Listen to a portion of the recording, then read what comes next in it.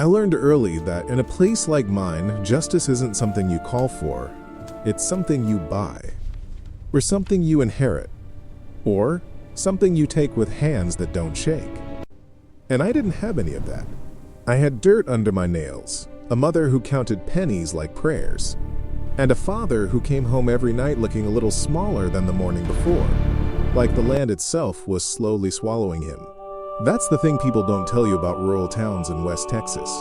The sky is wide, the roads run straight for miles, and everything looks open, like you could run forever. But the truth is, most of us never leave.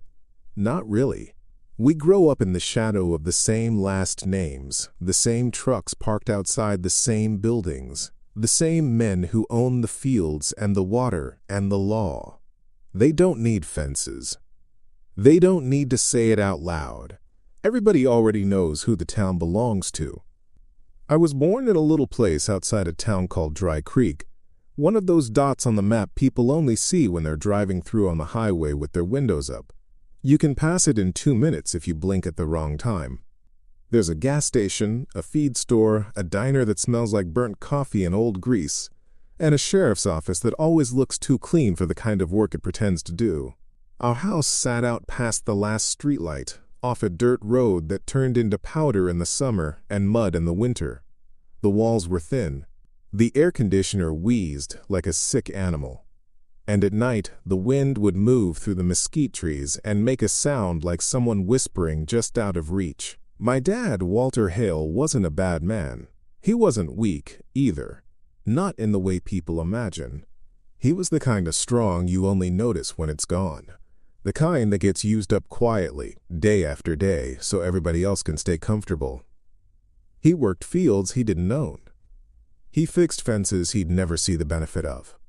He drove a rusted truck that had more prayers holding it together than bolts. And he did it all for a paycheck that never seemed to cover the basics. Because there was always something else.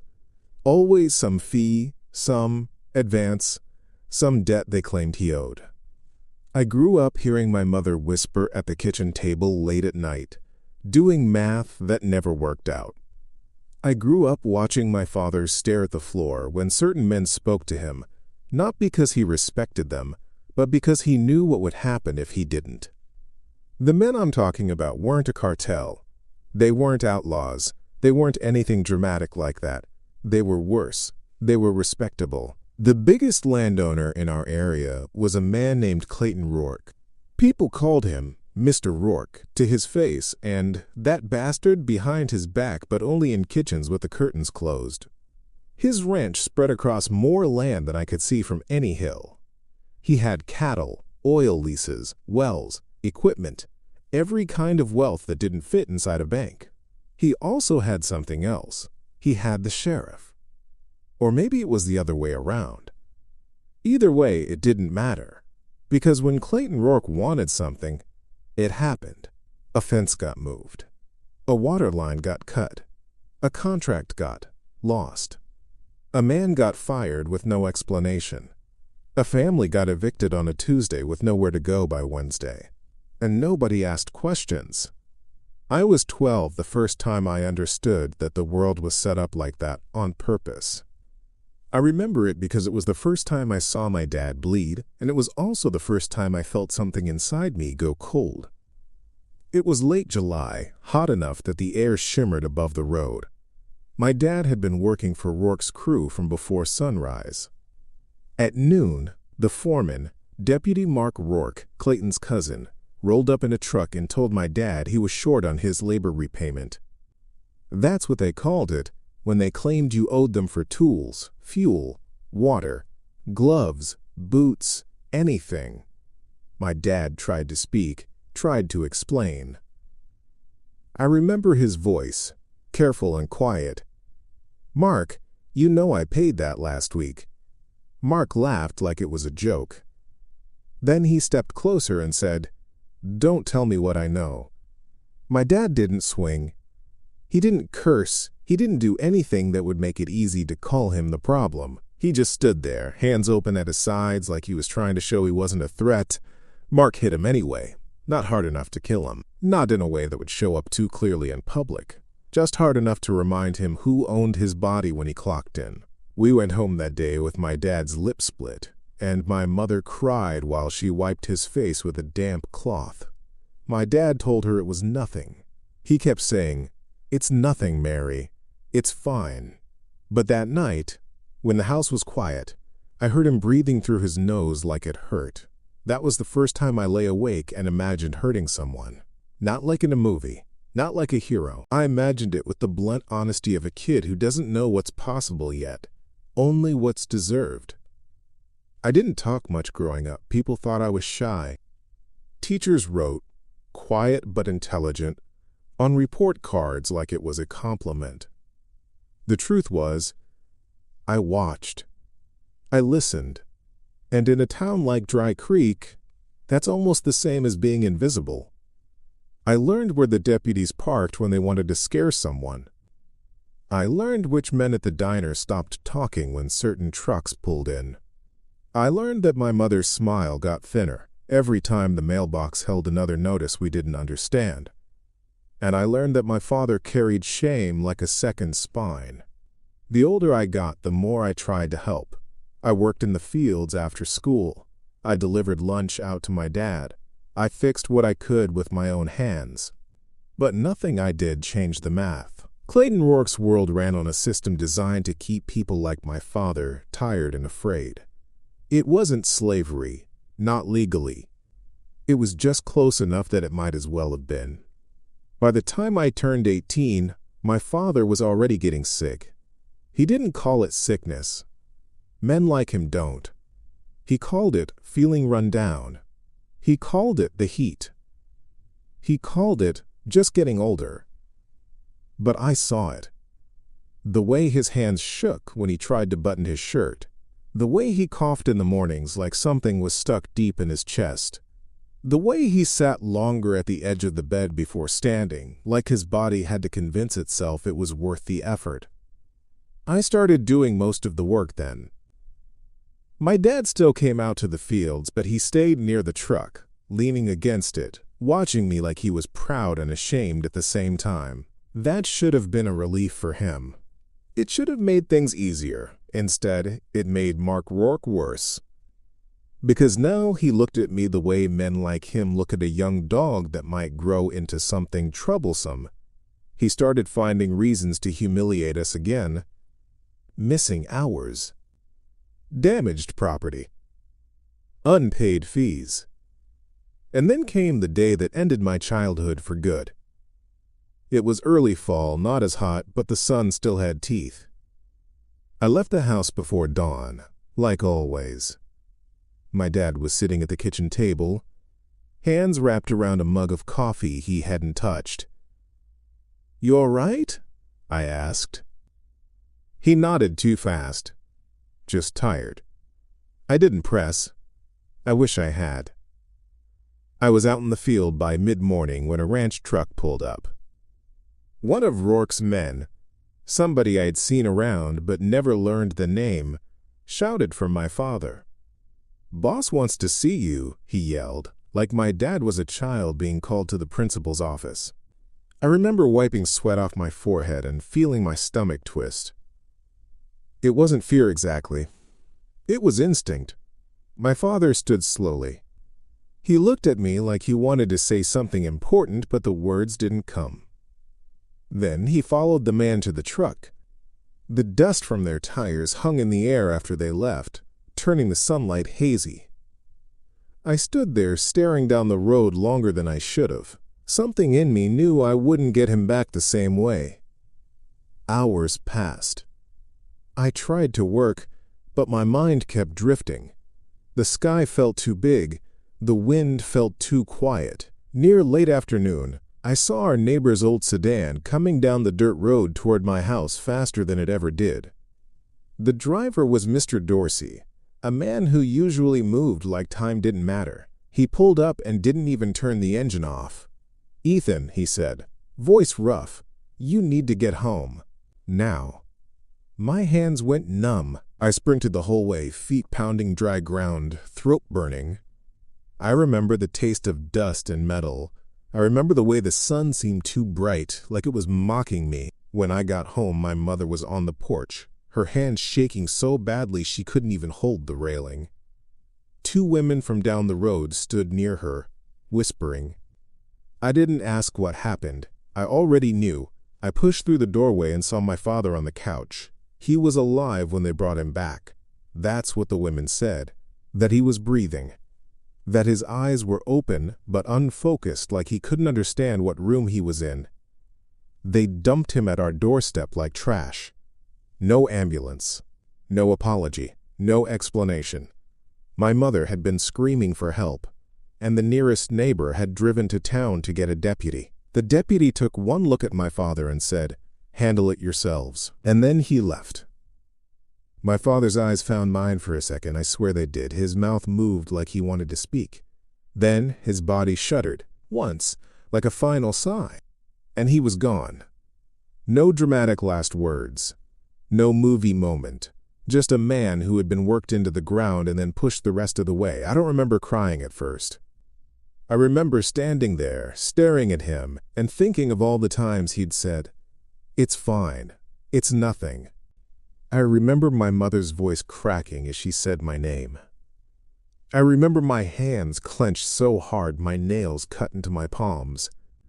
And I remember something else, too. Something that scared me more than death. I remember how calm I felt. Not peaceful. Not numb. Calm in the way a storm is calm, right before it starts moving. We buried him 2 days later. People showed up, but they didn't stay long. They said the right words. They patted my shoulder. They told my mother, "He's in a better place." But I watched their eyes. They wouldn't look at me for more than a second, because everyone knew what this really was. Everyone knew Clayton Rourke had done it, even if he didn't throw the punches himself. And everyone knew what would happen to anyone who said that out loud. After the funeral, I did the thing I was supposed to do. The thing that felt like the right way, even though nothing about this world felt right anymore. I went to the sheriff's office. The building smelled like bleach and air conditioning. A flag hung behind the counter like a shield. The receptionist looked up and down at me like I was an inconvenience. "I need to report something," I said. She didn't even ask what. "Do you have an appointment?" "No," I said, voice tight. My father was... A deputy walked out from the back, coffee in hand. He saw me and smirked like he already knew why I was there. "Ethan," he said. "You lost?" I recognized him. One of Mark Rourke's friends. The kind of deputy who wore his badge like it was a weapon. "I'm here to file a report," I said. "My father was taken to the ranch house today and he came back." "Careful," the deputy said, still smiling. "You're getting close to saying something you can't prove." "I can prove he's dead," I said. The deputy leaned forward, voice low. "People die all the time. Heat, work, heart gives out. Happens." My throat felt like it was closing. "You're not even going to ask questions?" He laughed softly. "Questions about who? Mr. Rourke? That what you want?" The receptionist stopped typing. The air felt suddenly heavy, like the building itself was listening. The deputy's smile vanished. "Go home, Ethan."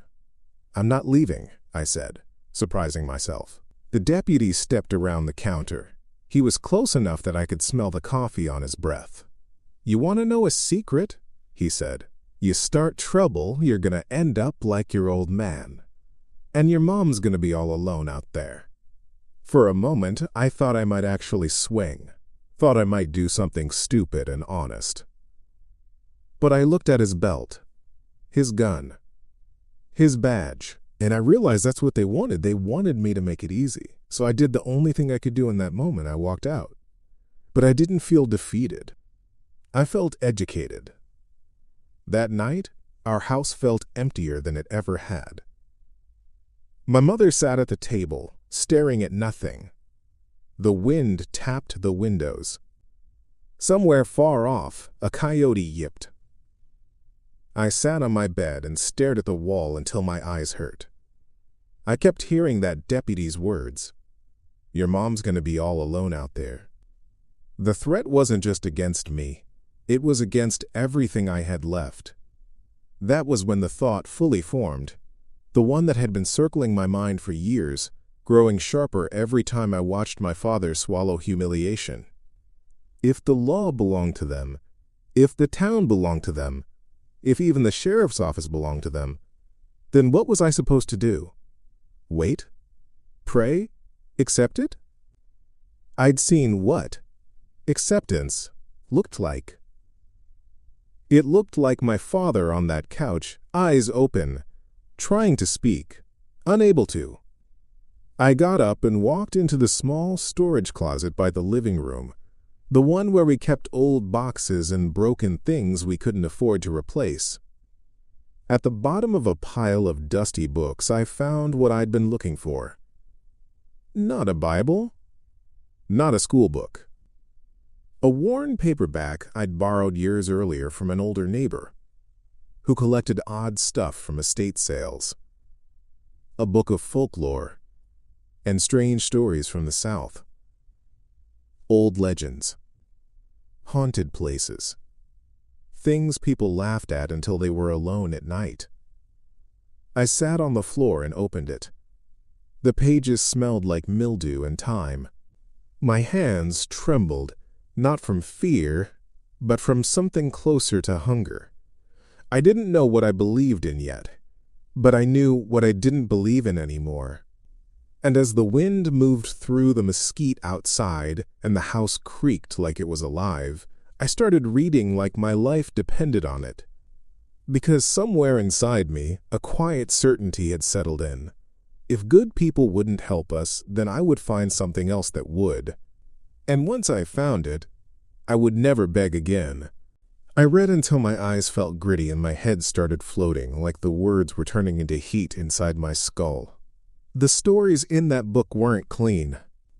They weren't the kind you'd tell around a campfire to make kids laugh.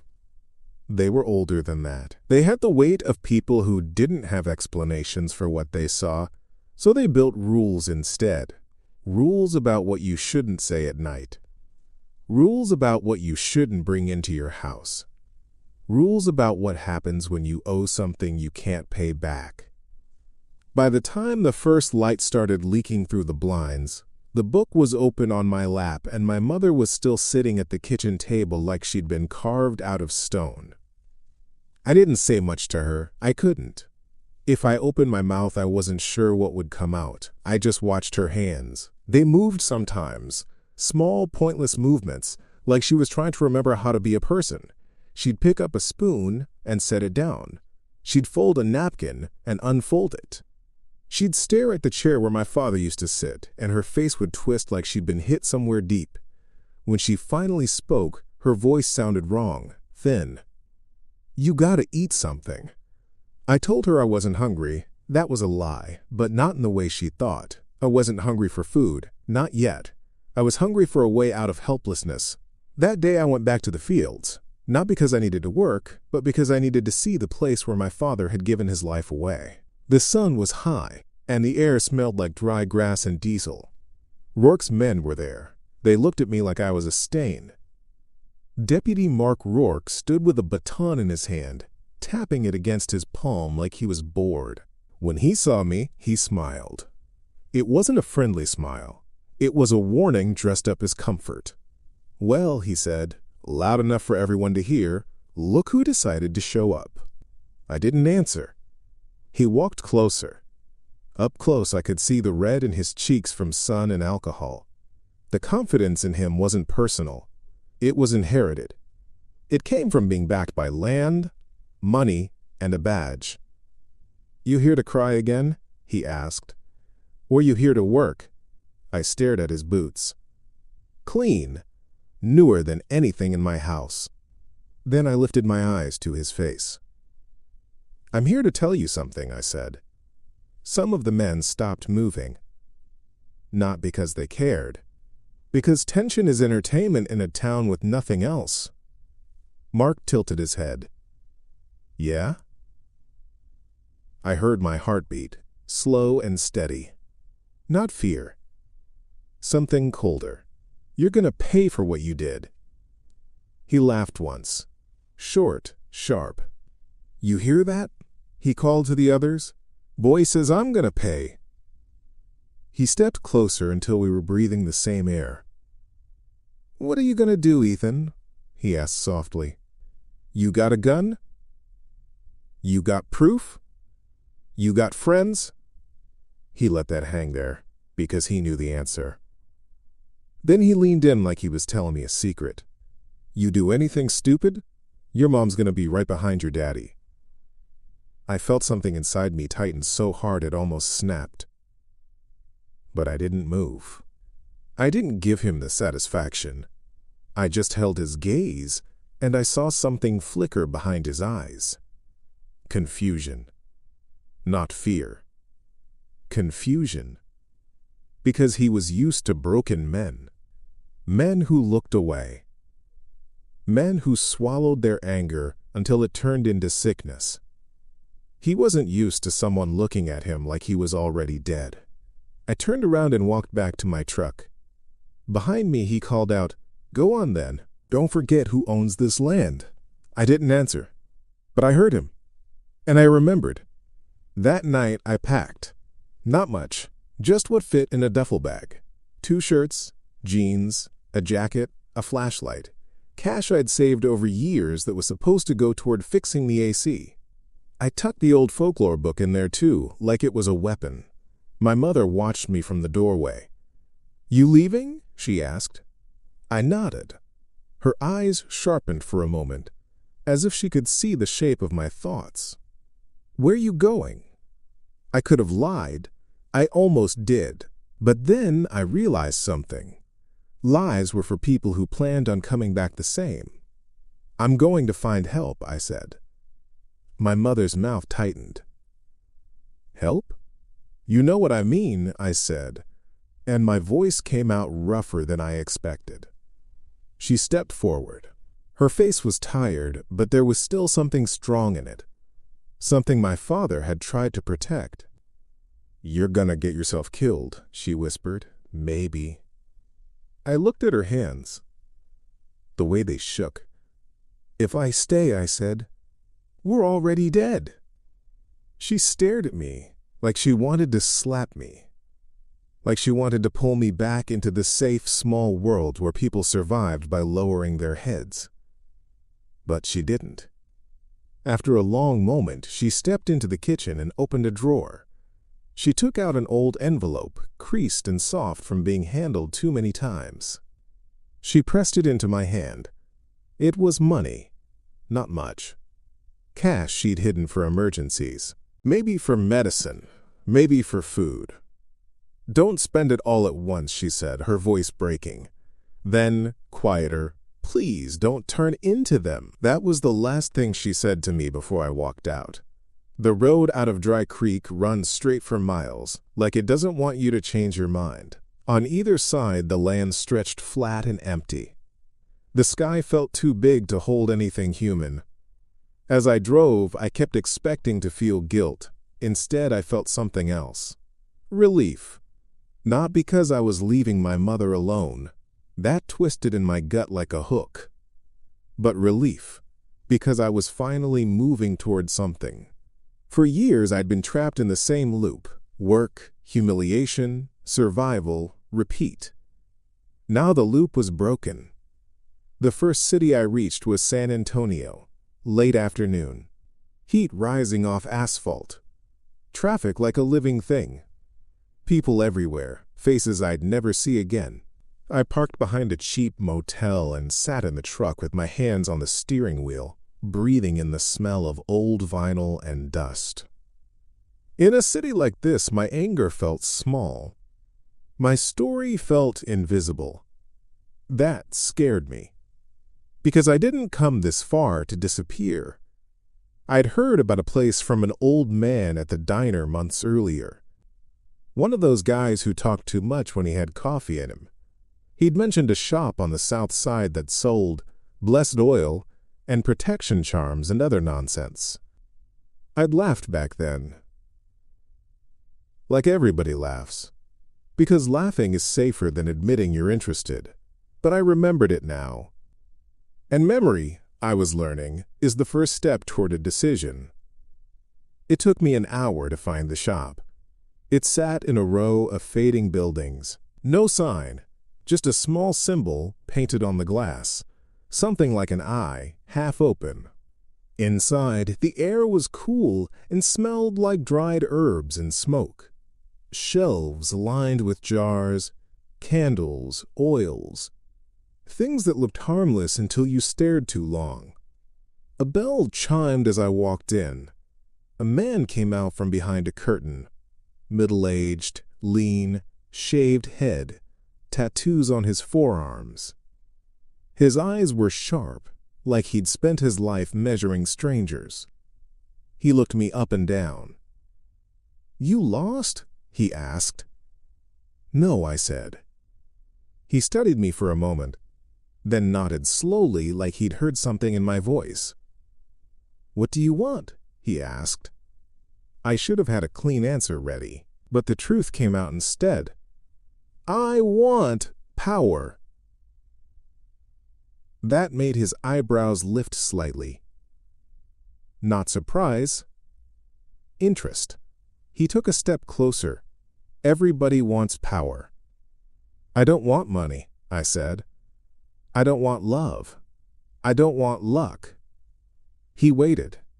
"I want revenge," I said. That did it. Something in his expression shifted, like a door closing. He glanced at the front window, then at me again. "You a cop?" he asked. "No." "You wired?" "No." He watched my face like he was reading a book he didn't trust. Then he said, "Follow me." He led me behind the curtain into a back room lit by a single lamp. The walls were bare except for a few old framed photos, black and white portraits of people with eyes that looked too tired. He motioned for me to sit. I didn't. He didn't insist. That felt like a test. "What's your name?" he asked. "Ethan," I said. He nodded. "Mine's Ray Calder." The way he said it made me think he was telling the truth, but also daring me to use it against him. "Cool. What happened?" "Cool," he asked. So I told him. Not every detail, but enough. Poor town. Powerful landowner. Father dead. Law useless. As I spoke, I saw something in Ray's eyes.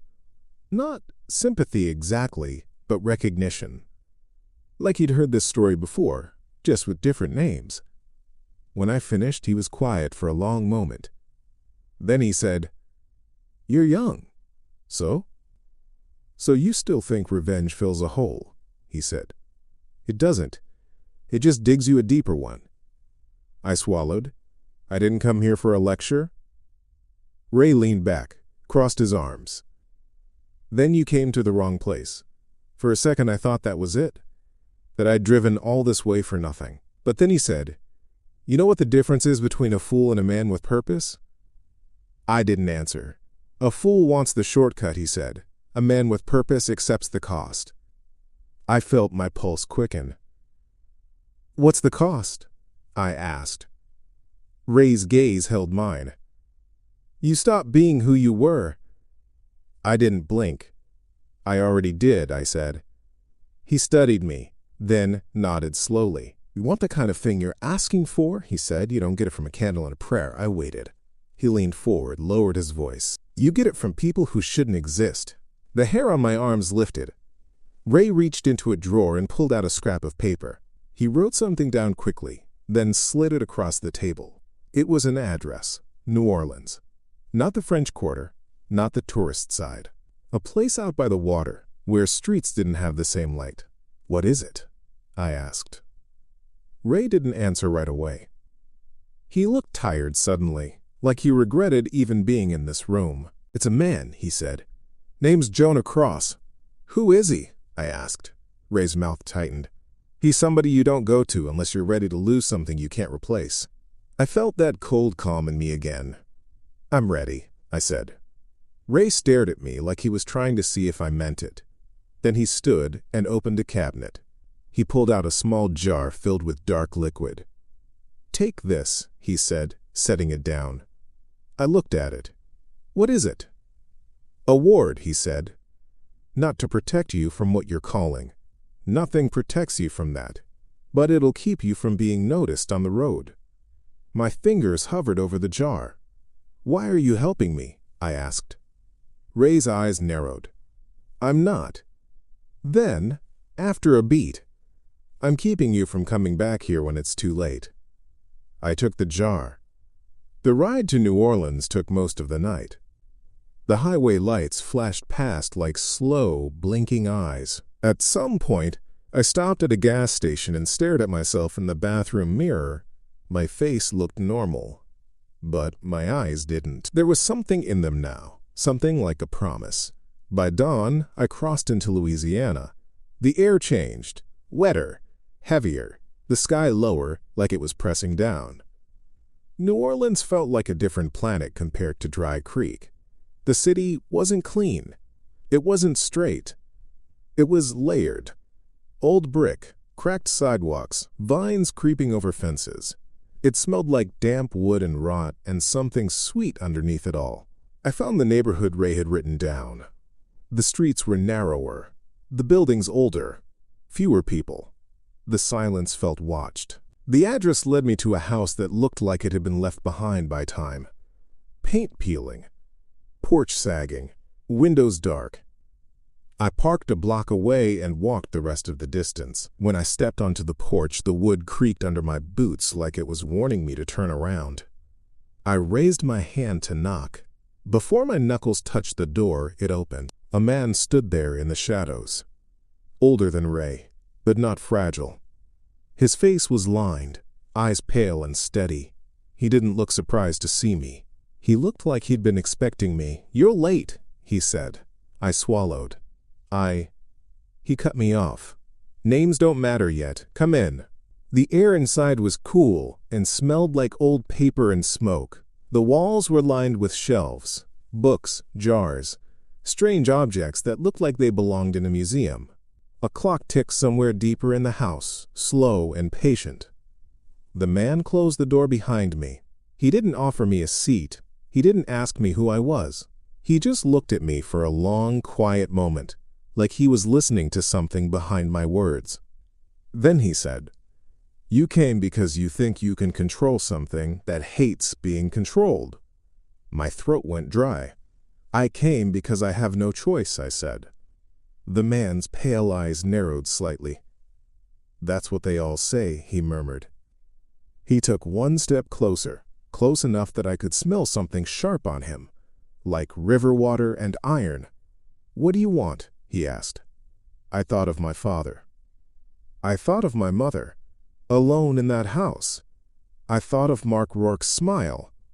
And I told the truth. "I want them to suffer," I said. The man stared at me for a long moment. Then, very softly, he said, "All right." And the way he said it, calm, certain, was the first time I felt real fear since my father died. Because I realized I wasn't bargaining with a human being anymore. I was standing at the edge of something that could open and never close again. The man turned and walked deeper into the house. "Follow," he said. And I did. That was the first thing I noticed as I followed him deeper into the house. Every step he took was deliberate, like time bent slightly around him. The hallway was narrow, walls close enough that I could have touched both sides if I'd spread my arms. The air felt cooler there, heavy with the smell of old paper, damp wood, and something metallic I couldn't quite place. The door at the end of the hall opened into a room that didn't feel like a room. It felt like a waiting place. No windows. Just shelves, floor to ceiling, packed with books that looked older than the house itself. Jars sat between them, some filled with dried plants, others with things I didn't want to look at too closely. Symbols were scratched into the wooden floor, faint but everywhere, like scars. Jonah Cross turned and faced me. Up close, I saw how tired he really was. Not weak, just worn thin, like a rope that had held too much weight for too long. "You still have time to leave," he said. I didn't answer. He nodded, as if that was exactly what he expected. "Good," he said. "That saves us both time." He motioned toward a straight-backed chair in the center of the room. I sat. He remained standing, hands clasped behind his back. "You think this is about belief," Jonah said. "It isn't." He paced slowly, his footsteps soft against the wood. "You don't need to believe in anything for this to work. Belief is comfort. Comfort makes people sloppy." He stopped in front of me. "This is about rules." I looked up at him. "What kind of rules?" "The kind you don't get to argue with," he said. He reached to a shelf and pulled down a thin, leather-bound notebook. He didn't open it. "First rule," he said. "You don't pray anymore. Not to God, not to saints, not to anything you grew up with." I felt something tighten in my chest, not because I was religious, but because of the finality in his voice. "Second rule," he continued. "You don't ask why something works. The moment you think you deserve an explanation, you lose control." He set the notebook down on a small table. "Third rule," he said, quieter now. "Fear is not your enemy. Attachment is." I frowned. "What does that mean?" Jonah's eyes flicked to mine. "It means you don't think about your mother while you're working. You don't think about your father. You don't think about the man you used to be." My jaw tightened. "If you hesitate," he said, "if you try to stay human while doing something that isn't, the thing notices." "The thing?" I asked. Jonah didn't answer right away. Instead, he walked to the far corner of the room and lifted a cloth off a tall object. What stood beneath it made my stomach drop. It wasn't dramatic, no glowing eyes, no horns. It was just a shape, tall, vaguely human, carved from something dark and smooth like burned wood or old stone, no face, just a suggestion of one. As if someone had started carving a man and stopped halfway through. "This is how it starts," Jonah said. "With representations, boundaries, placeholders." I swallowed. "That's not real." Jonah looked at me sharply. "Don't insult it." The words came out of him fast, sharp as a slap. Then he relaxed again, as if nothing had happened. "It doesn't need to be real yet," he said.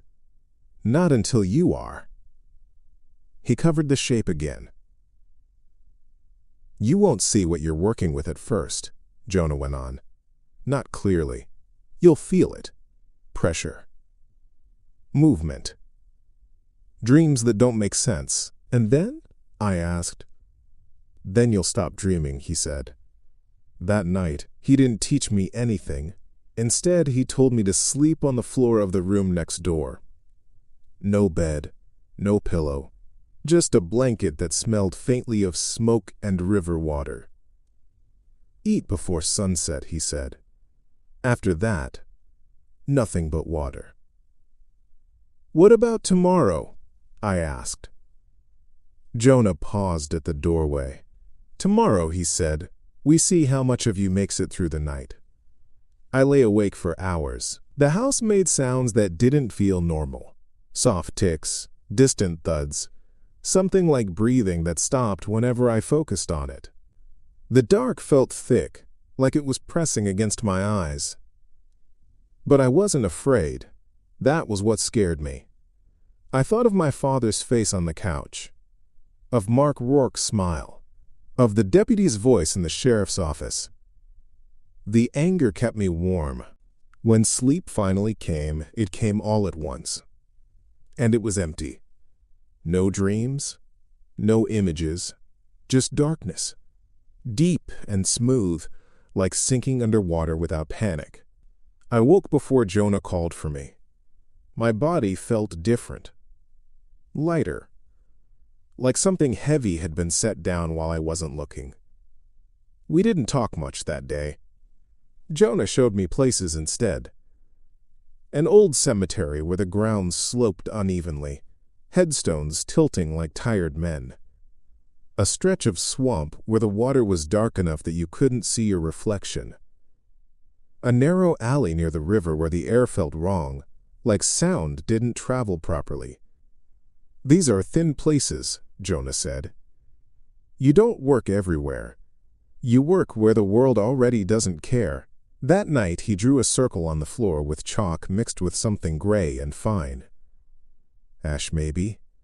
You sit here," he said. "You don't step out of it for any reason."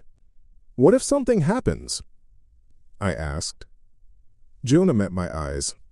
"Something always happens." He handed me a small knife. "Old. Dull. You won't need it tonight," he said. "It's just to remind you where the line is."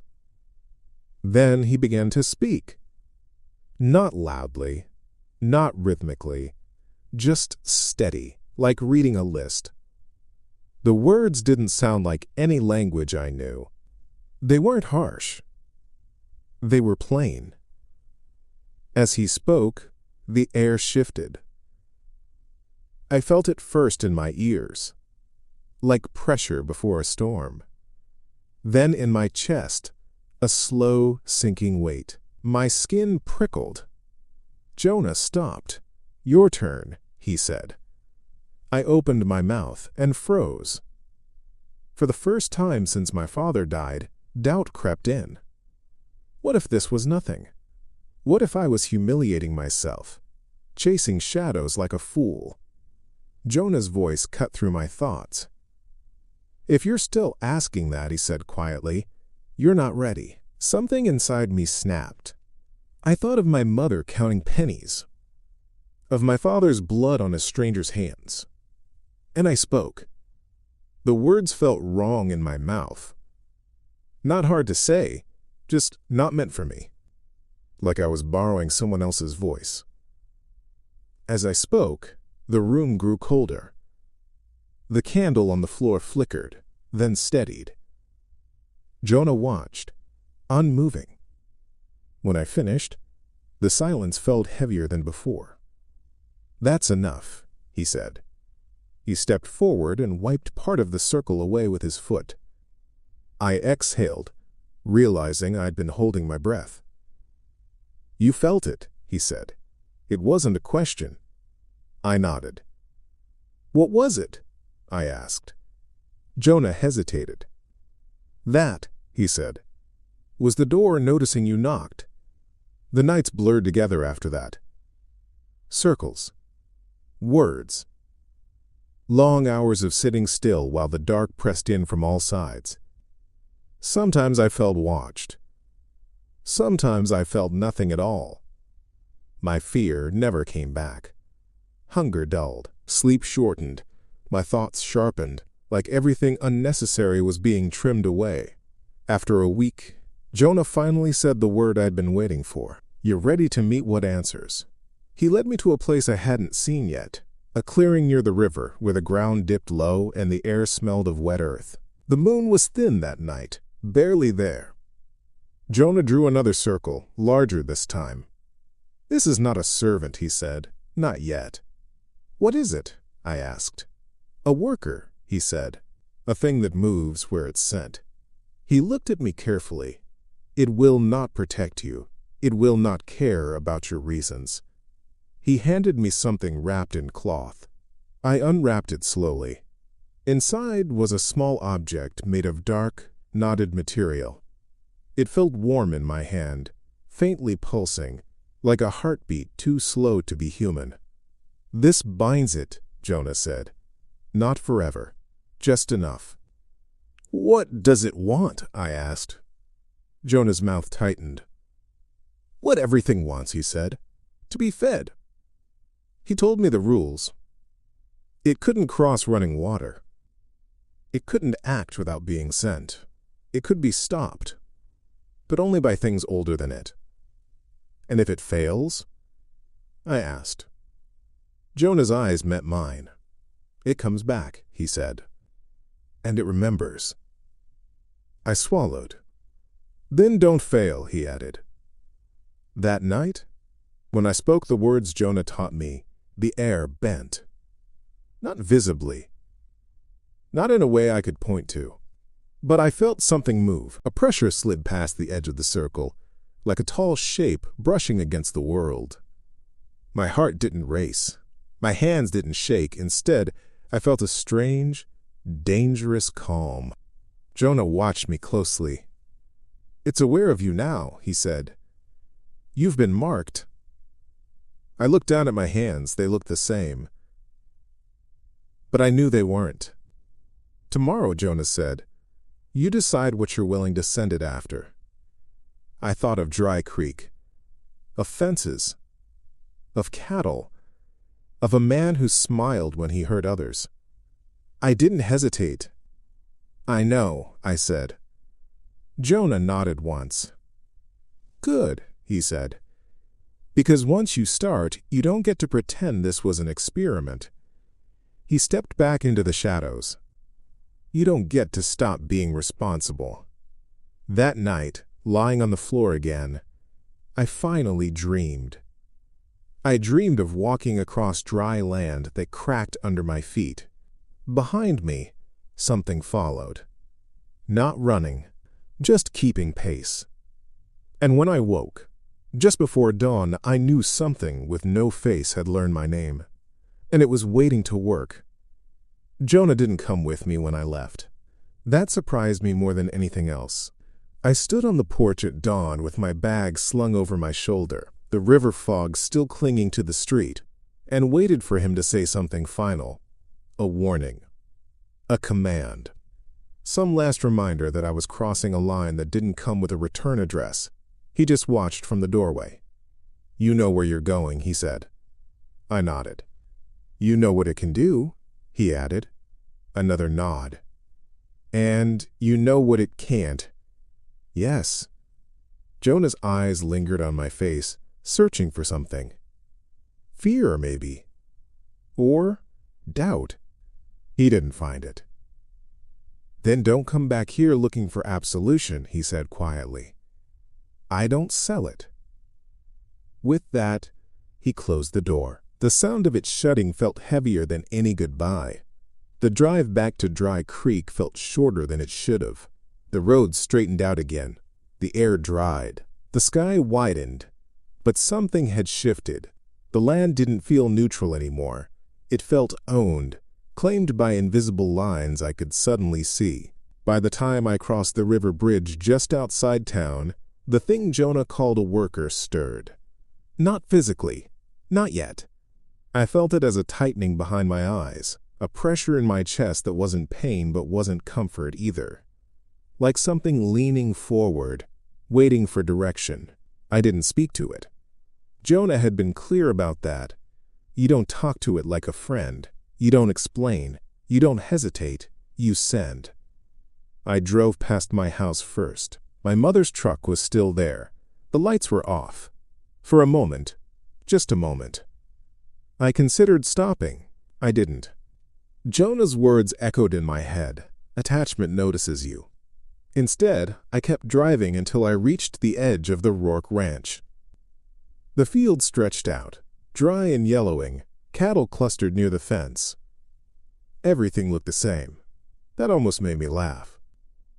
I parked far enough away that the dust from my tires wouldn't carry. Got out. Walked. The object Jonah had given me, the binding, felt heavier now. Warm through the cloth, like it was responding to proximity. I crouched near the fence line and waited until the sun dipped lower, shadows stretching long across the ground. Then I spoke. Not loudly, not dramatically.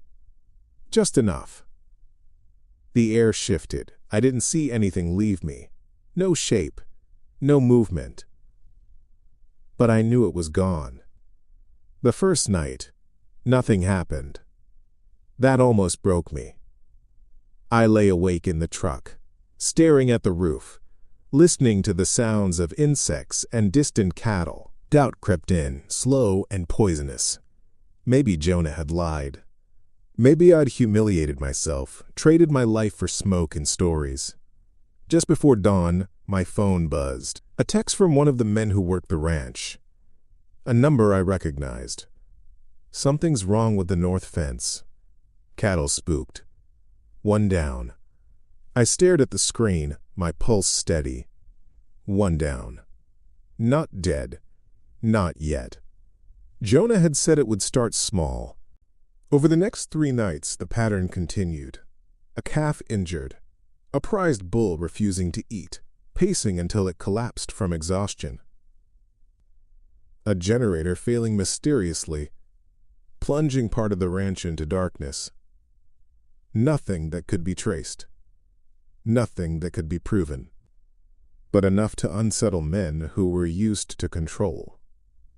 On the 4th night, I heard Mark Rourke's voice again. He was shouting at one of the ranch hands near the fence line, calling him useless, threatening his job, his family. The same routine. I watched from the dark, calm as stone. When Mark turned his back, I sent the worker again. This time, I felt it leave. A pull. A release.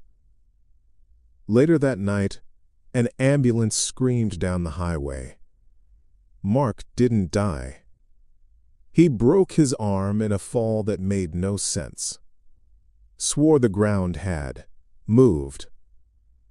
No one laughed at him.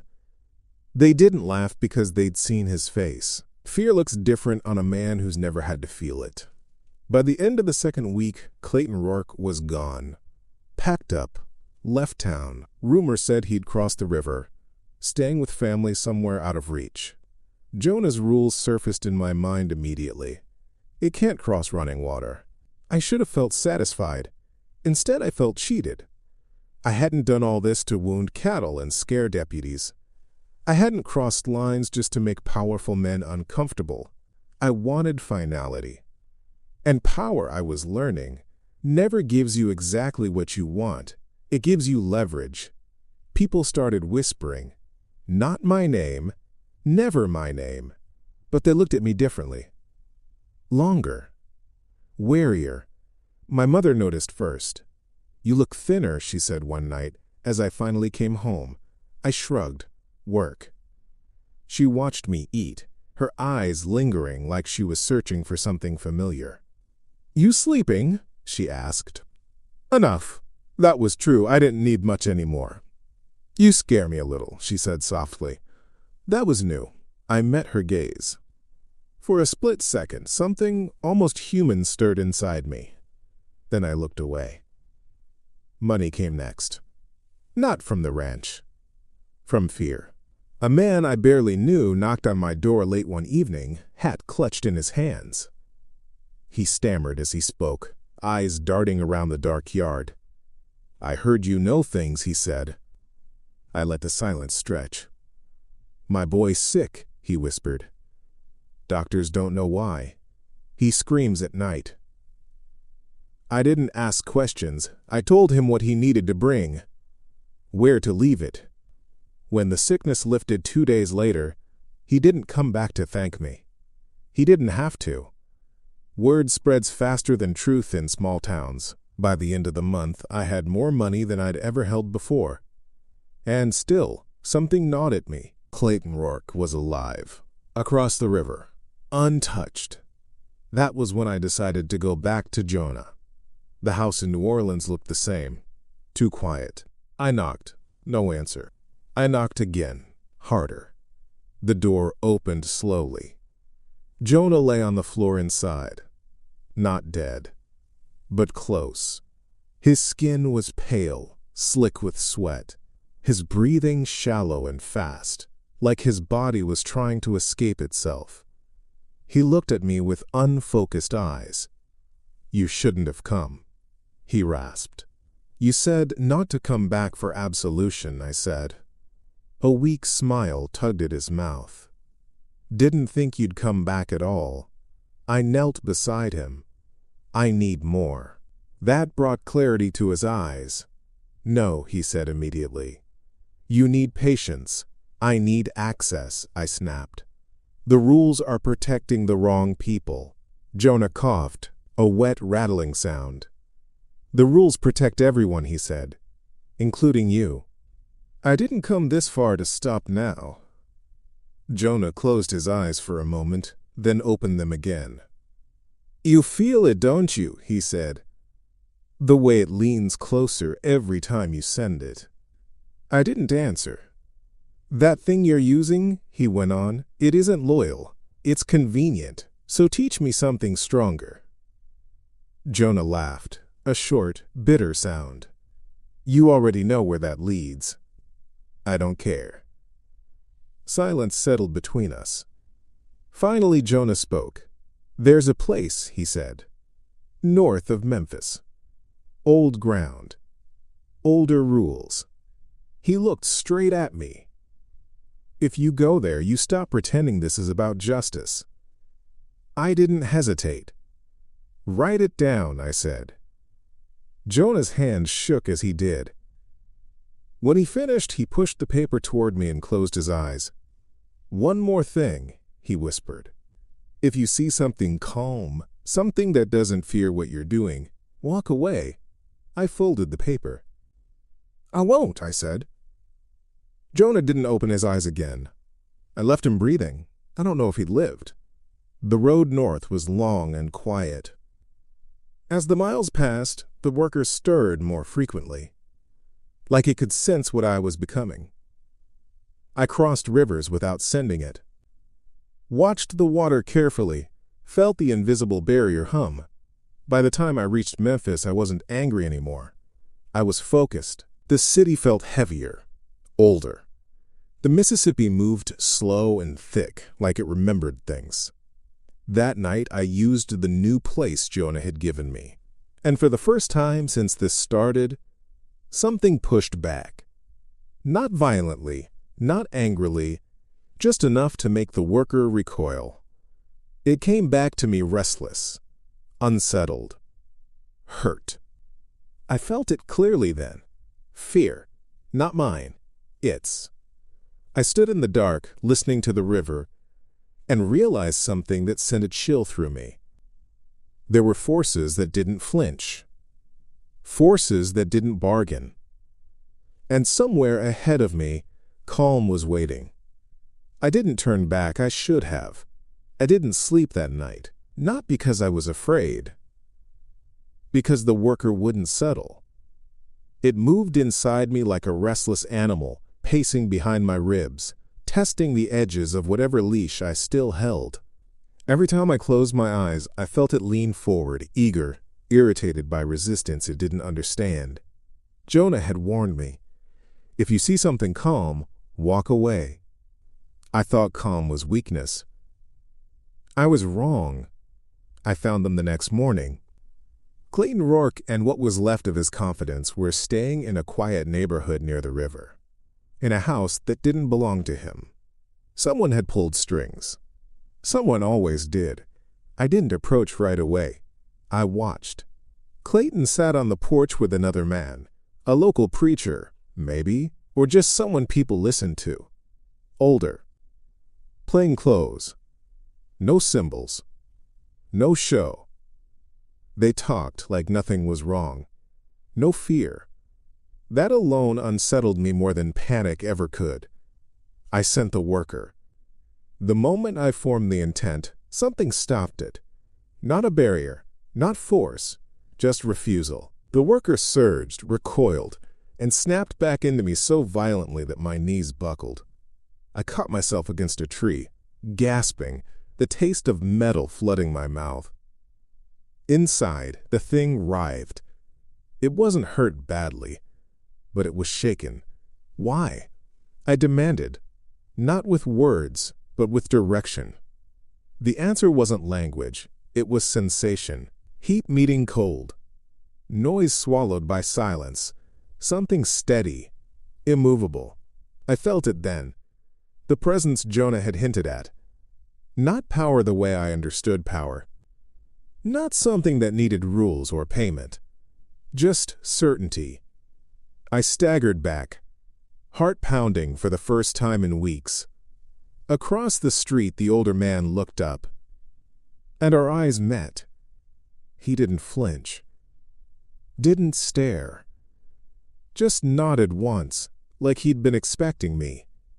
That nod did more damage than any threat could have. I ran. Not from them. From myself. I locked myself in a cheap motel room on the edge of the city and tried to work around the problem. Tried to send the worker elsewhere. Tried to force it. Each attempt weakened me. Each failure made it angrier. By sunset, my hands were shaking. That hadn't happened since before my father died. That night, I did what Jonah had told me never to do. I called directly. No bindings. No intermediaries. I opened myself and demanded an answer. The room darkened. Not visually, but perceptually, like depth itself had shifted. The air thickened, pressing against my ears. The temperature dropped. She came. Not stepping through a door. Not appearing suddenly. Just there.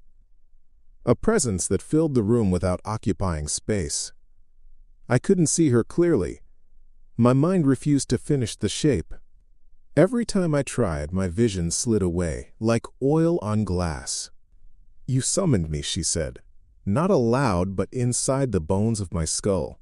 "Yes," I said, my voice shaking despite myself. "They're protected.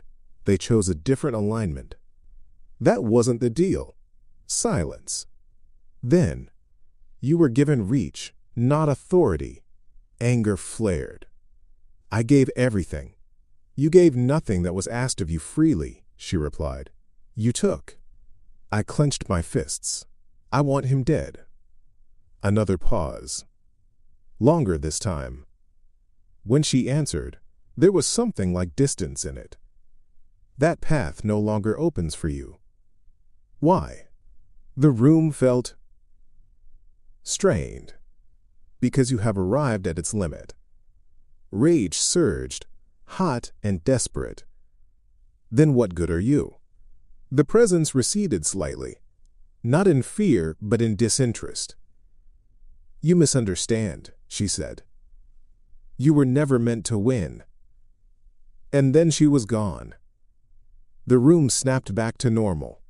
I collapsed onto the bed, gasping, sweat soaking through my clothes. For the first time since this began, I felt truly alone. The worker came back to me near dawn. Not sent, returned. It pressed close, frantic, wounded, and I understood then. It was trapped too, bound to me by choices neither of us fully controlled. For a moment, a terrible honest moment, I considered letting it loose, letting it feed on whatever it wanted, letting it burn everything down. But as that thought formed, another memory surfaced. My mother's hands shaking, my father's eyes searching for words he couldn't speak, and beneath all of it, something quieter. Shame. Not moral shame, recognition. I had become exactly what I hated. A man who used power because he could.